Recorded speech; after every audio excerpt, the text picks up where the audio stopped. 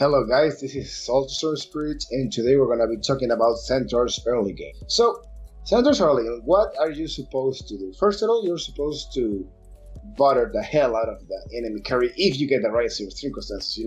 If you are against a really bothersome tri-lane, then just try to stay alive, try to get your level 6 or your level 7, try to get your blink as soon as you can so you can actually be useful for your team. You can get solo pickups before getting a blink dagger, yes of course you can. It's a little tricky, but you can. Your power spike would be having level 6. By having level 6, you can pretty much set up any gank in the map. Even though you don't have a blink dagger, you can just get a couple of TPs in your lane, or you can TP to another lane. You close the gap, you stun, and you get somebody blown up. Then on your laning phase, all you need to do is try to stay alive. If it's a 1v1 situation, you need to look to get a solo kill. Unless it's a life stealer, that's never going to happen. But if it's against any other hero, you can actually look to get a solo kill. How do you gank? Before you have a blink dagger, all you need to do is use your ultimate to try to get a couple ganks off. If you have a blink dagger, you communicate with your team, hey, look, he's out of position. You're blinking, you kill them, and then if they counter initiate you, you use a stampede and you run away. Otherwise, you just can keep going. Also guys, something that I didn't mention is once you use double edge, you can also hit multiple units. It's a really small AoE, but you can hit more than one hero. If you stun 2 heroes at the same time and they are close to each other, you're gonna deal damage to both of the heroes instead of one. So that is pretty good, don't you think so? I feel like Centaur shouldn't be ganking before level 6 because he really needs it.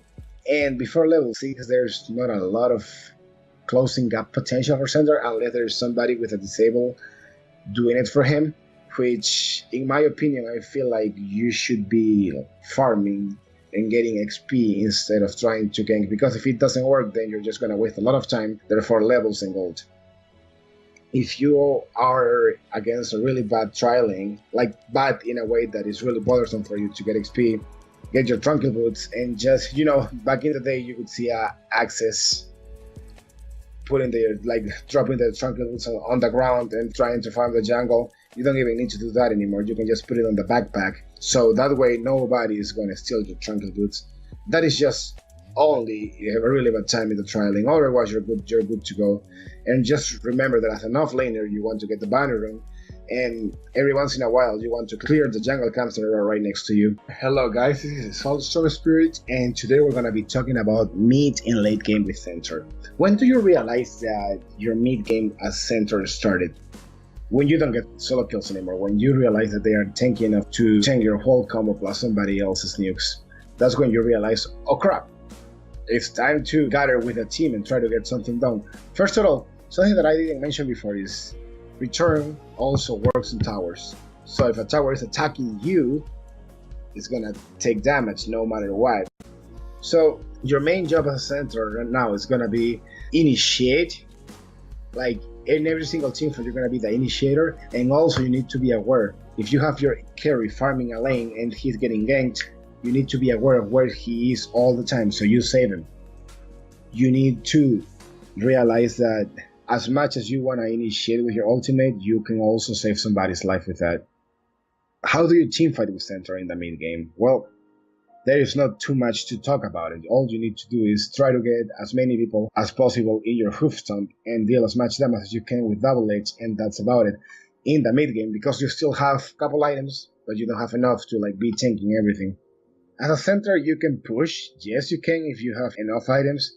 You can clear a creep wave just by using a double edge and hoof stomp. You can pretty much clear a whole creep wave.